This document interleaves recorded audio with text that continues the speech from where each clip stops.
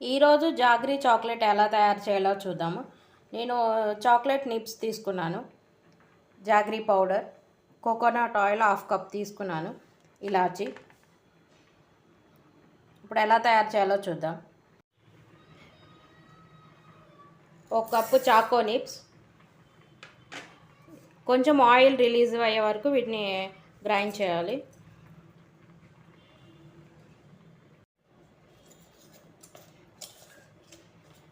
ఇలా కొంచెం మాయిశ్చర్ ఉండేటట్టు చూసుకొని ఇప్పుడు జాగ్రీ యాడ్ చేద్దాము.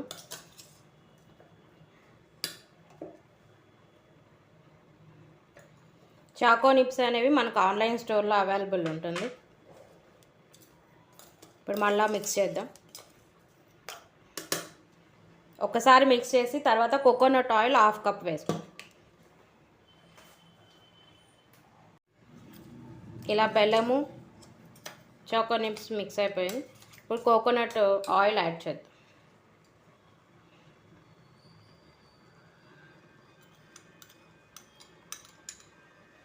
ఇప్పుడు బాగా పేస్ట్ లాగా చేద్దాం. ఒక్కసారి మిక్స్ చేసి ఒక 4 ఇలాచీ యాడ్ చేస్తున్నాను. ఇలా ఫైన్ పేస్ట్ లాగా తయారు చేస్తే చూడండి.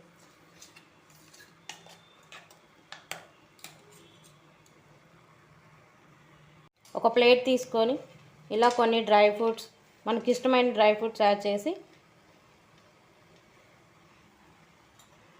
చాక్లెట్ సిరప్ పోసుకుందాం.